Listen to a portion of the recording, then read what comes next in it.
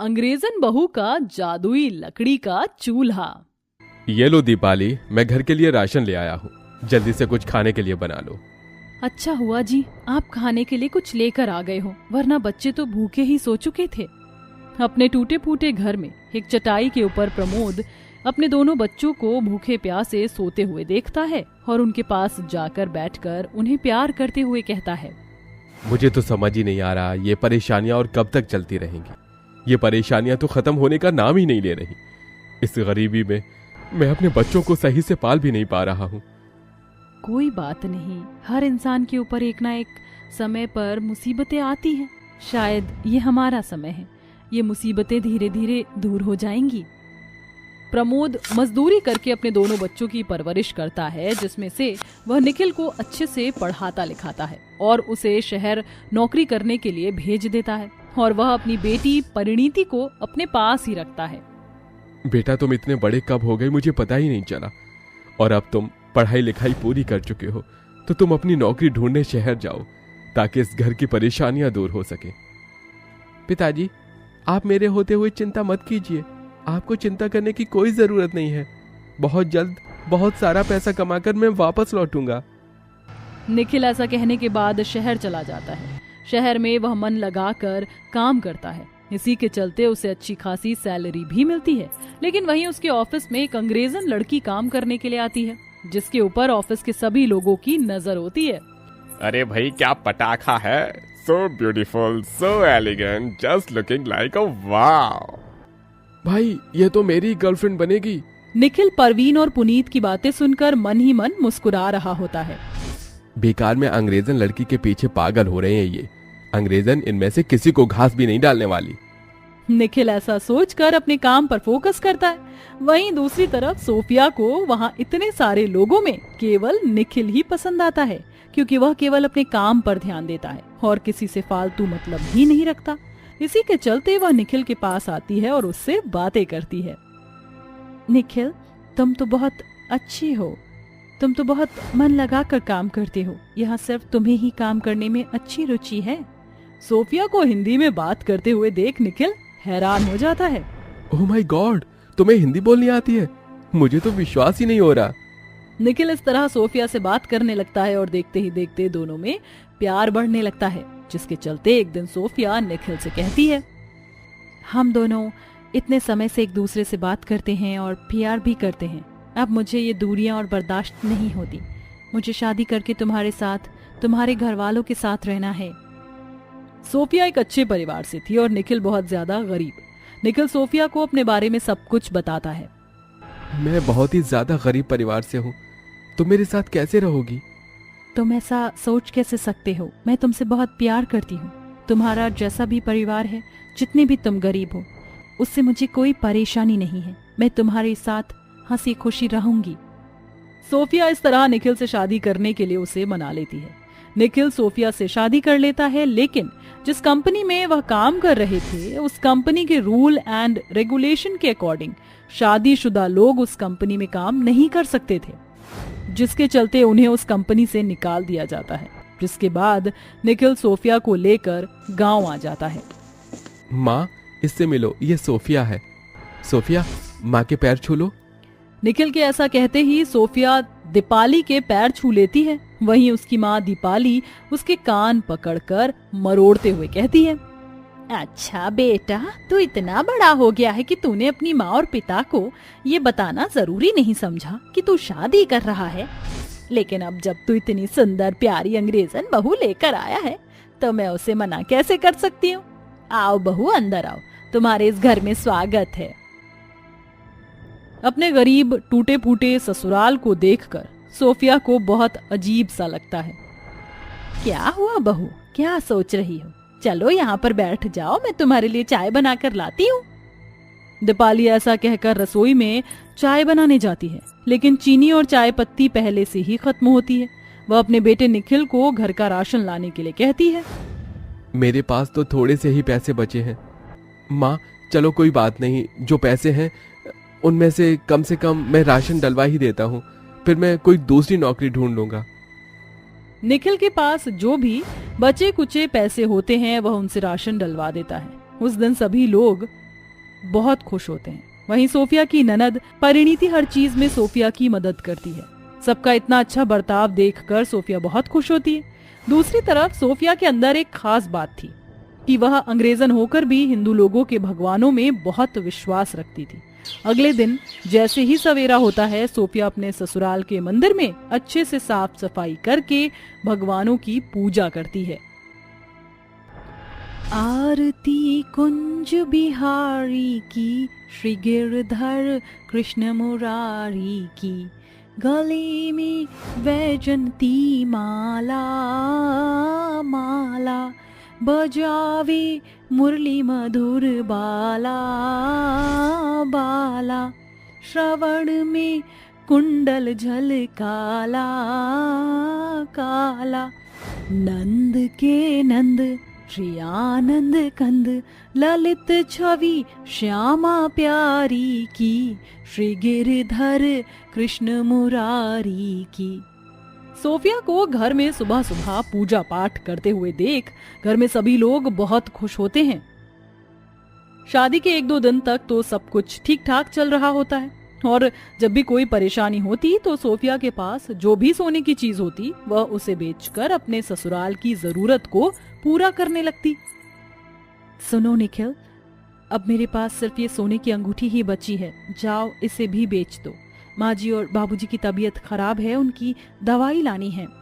निखिल बहुत परेशान होता है। ना चाहते हुए भी वह सोफिया से सोने की अंगूठी लेकर उसे बेच देता है, जिसके बाद वह उन पैसों से घर में दवाई तो ले आता है, लेकिन घर में खाने का एक दाना तक नहीं होता, जिसके चलते सोफिया अपने घर के मंदिर के सामने बैठकर भगवान की मूर्तियों से रोते हुए कहती है, आप और कब तक मुझे दुखी देखते रहोगे?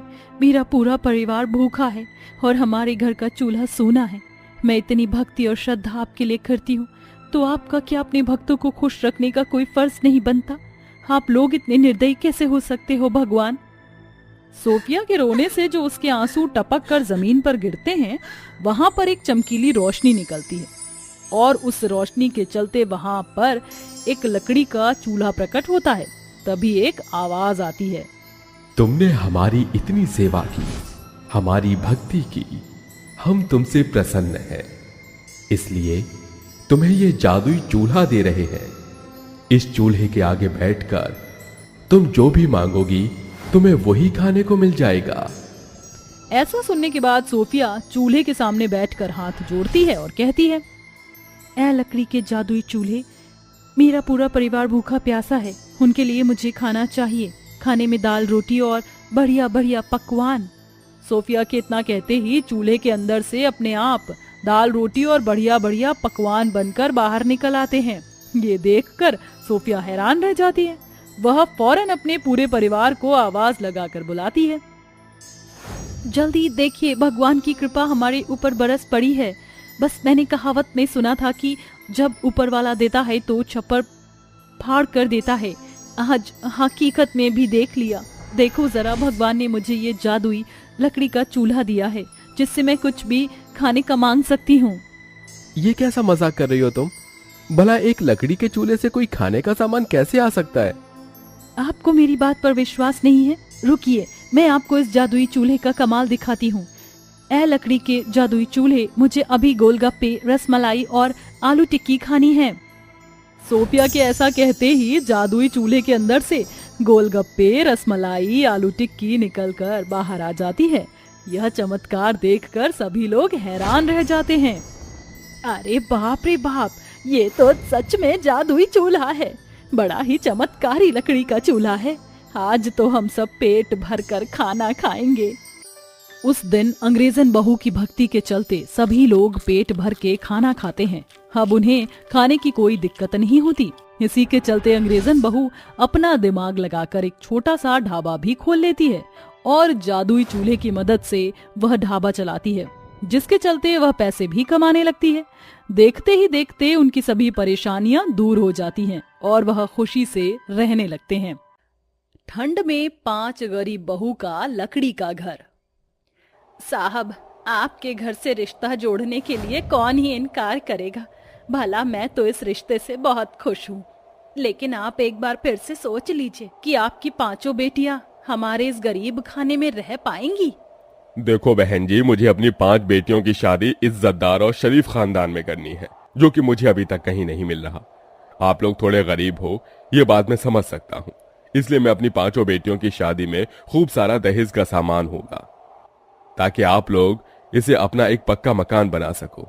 मुखिया जी, हम आपके घर से एक तिनका भी नहीं लेंगे, नहीं तो गांव के सभी लोग हमसे यही कहेंगे कि हमने इसीलिए आपकी बेटियों की शादी अपने बेटों से करवा दी, क्योंकि आपने बहुत सारा दान दहेज दिया।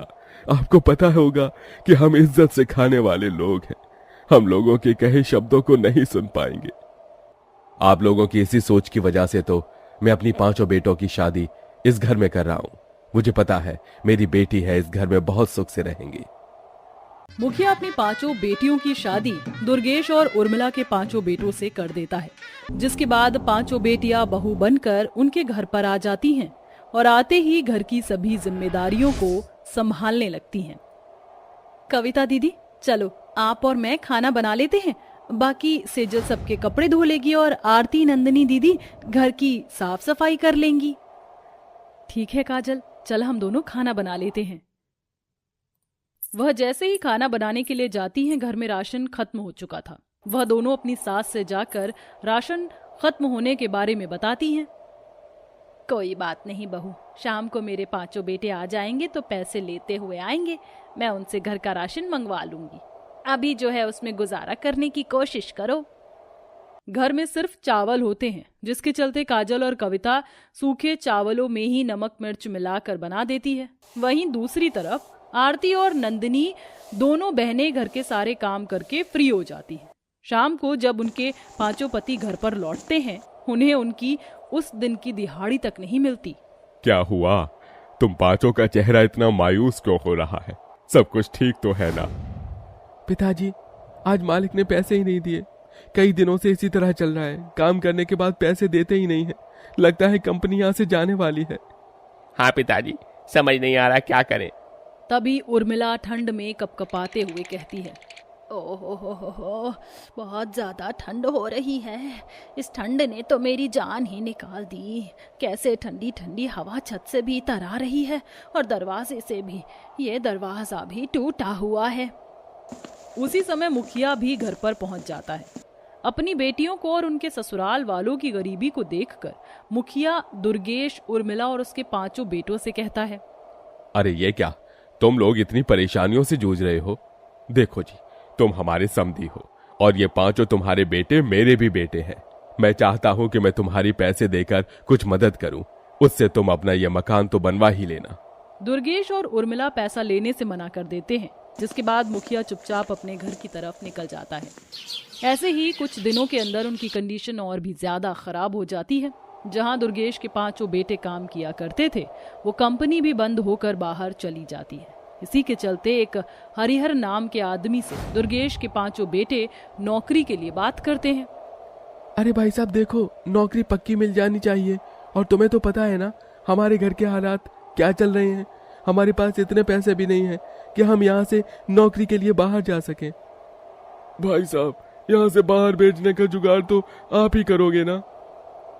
हाँ, मैं ही करूँगा, चिंता क्यों करते हो? बस तुम्हारी नौकरी की पहली तनख्वाह पर 5% मेरा होगा, बाकी सारी तनख्वाह तुम्हारी। मंजूर है तो बोलो। आप बस हमें भेजने का इंतजाम करो, हम 5 भाई यहाँ से बाहर जाकर काम करेंगे और अपने परिवार को चलाएंगे। हमारे घर में बहुत सी परेशानियां आ रही हैं। हरिहर एक बस की टिकट लेकर उन 5 भाइयों को शहर से बाहर काम करने के लिए भेज देता है। इसके बाद 5 भाई बस में बैठे हैं और निकल पड़ते हैं। लेकिन जिस बस से वो जा रहे होते हैं, उसी बस का एक बहुत बड़ा एक्सीडेंट हो जाता है, जिसके चलते दुर्गेश और उर्मिला के पास उनके 5 बेटों की मृत्यु होने की खबर आती है। माफ करना बहन, ये कहते हुए मुझे बहुत बुरा लग रहा है। दरअसल बात यह है कि अब तुम्हारे 5 बेटे इस दुनिया में नहीं रहे। वो जिस बस से जा रहे थे, उस बस का बहुत बड़ा एक्सीडेंट हो गया और वो खाई में गिर गई, कोई नहीं बचा। यह सुनते ही उर्मिला और दुर्गेश और उनकी 5 बहुएं फूट फूट कर रोने लगती हैं। नहीं, ऐसा नहीं हो सकता। कह दो कि आप झूठ बोल रहे हो। हमारे पति इस दुनिया से नहीं जा सकते। अभी तो हमारी शादी ही हुई थी। हे भगवान, ये तूने क्या किया? हमारे पति हमारी परेशानियों को खत्म करने के लिए बाहर कमाने जा रहे थे और अब वही इस दुनिया में नहीं रहे। कौन इस घर को संभालेगा?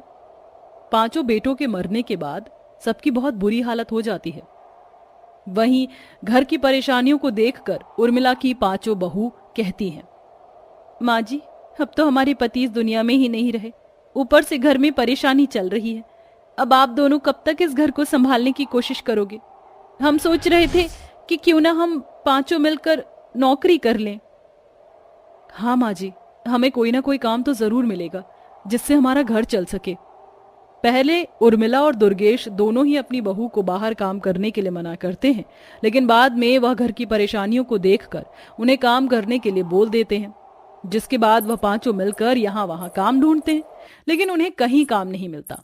वहीं सेजल एक अमीर घर में काम करती है, लेकिन उस घर का खर्चा नहीं चल पाता, जिसके चलते वह 5 परेशान होकर अपनी सास से कहती हैं, जी हमें कहीं काम नहीं मिल रहा और केवल सेजल के काम करने से घर नहीं चल रहा।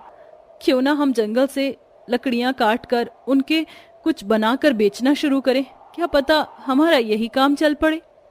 हाँ बहू, लकड़ियों का काम तो मुझे भी आता है, मैं इसमें तुम्हारी मदद कर सकती हूँ। 5 बहू मिलकर अपनी सास के साथ जंगल में जाती हैं और वहां से लकड़ियां काट कर ले आती हैं, जिसके बाद उर्मिला अपनी 5 बहू के साथ मिलकर लकड़ियों का काफी कुछ सामान बनाती है, जैसे लकड़ी की टोकरी, लकड़ी का चकला, बेलन, लकड़ी के खाने के बर्तन और भी काफी चीजें। इसके बाद वह उन्हें बाजार में बेचने के लिए जाती है।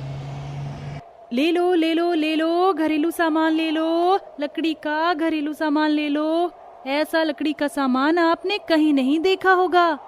नंदिनी के इस तरह आवाज लगाने पर वहां धीरे धीरे भीड़ इकट्ठी होने लगती है।